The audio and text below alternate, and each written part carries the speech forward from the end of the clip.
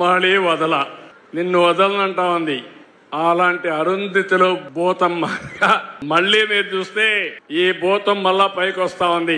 మొన్న సింగయ్య మీరు చూసుంటారు, నేనే సీఎం, కార్ డ్రైవర్ కూడా గవర్నమెంట్ డ్రైవరే, పోలీసు కూడా సెక్యూరిటీ అంతా పోలీసులంతా గవర్నమెంట్ వాళ్లే. అందరూ వెళ్ళారు.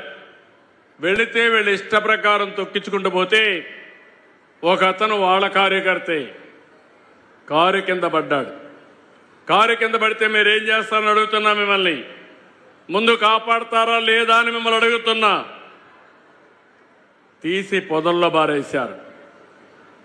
ఆ మనిషి చావు బతుకుల్లో ఉంటే అంబులెన్స్ వచ్చి తీసుకుపోతే అక్కడ వీడియో ఏమీ లేకుండా చేసి కడాన అతను చనిపోయిన తర్వాత ఆ వీడియో బయట వస్తే ఆ వీడియో బయట వచ్చిన తర్వాత ఆయన భార్యను పిలిపించి బెదిరించి ప్రలోభ పెట్టి అంబులెన్స్ వాళ్ళు చంపేశారని చెప్పి అంటారు.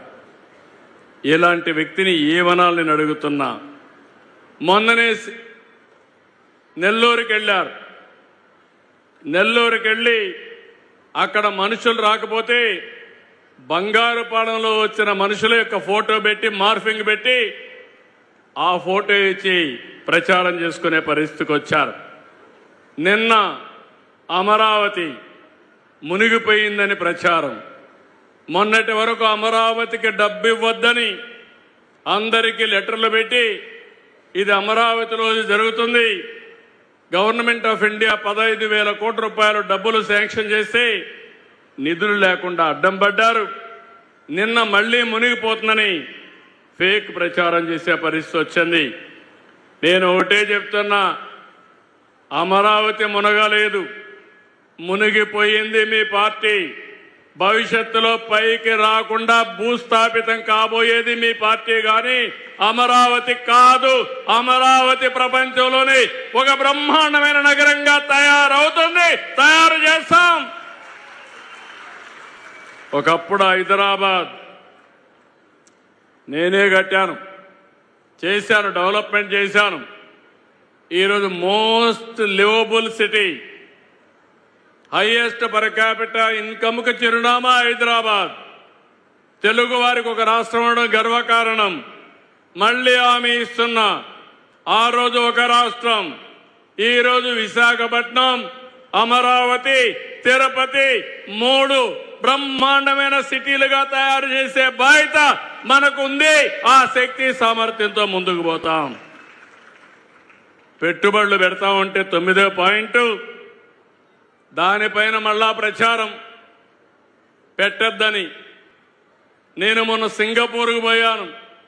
ఆ దేశంలో కూడా ఈయన చేసిన తప్పుడు పనులకి వాళ్ళు కూడా మన దేశం అంటే, మన రాష్ట్రం అంటే వ్యతిరేకత చూపించే పరిస్థితికి వచ్చారు. ఎవరైనా రాష్ట్రంలో పెట్టుబడులు పెడతా ఉంటే ఆహ్వానిస్తారు, వెల్కమ్ చేస్తారు. వాళ్ళ మీద విమర్శలు చేయడం, మళ్ళా ఈ ప్రభుత్వం పోతే నేనే వస్తా, మీకు లేనిపోని ఇబ్బందులు కలిగిస్తానని బెదిరించే పరిస్థితికి వచ్చారు. నిన్న మళ్ళా పింఛన్లు.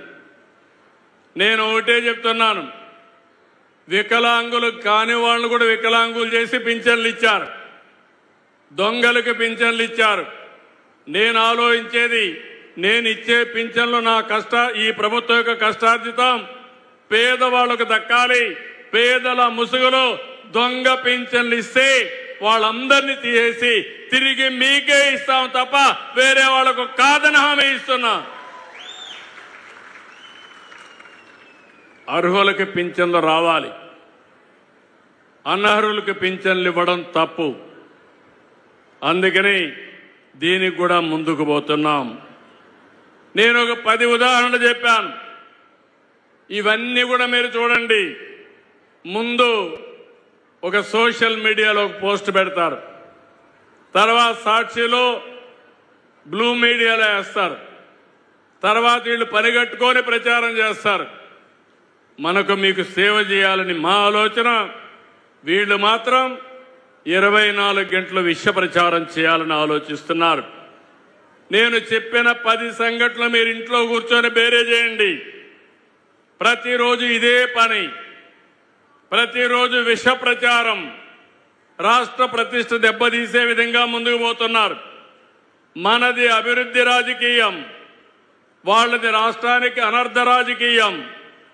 మనది సంక్షేమ రాజకీయం, వాళ్ళది సంక్షోభ రాజకీయం. మనది విజన్ రాజకీయం, వాళ్ళది క్రిమినల్ రాజకీయం. అందుకే మీ అందరినీ కోరుతున్నా, ఈరోజు స్వచ్ఛ ఆంధ్రప్రదేశ్ రోజున స్వచ్ఛ ఆంధ్రప్రదేశ్లో చెత్త తీయడమే కాదు,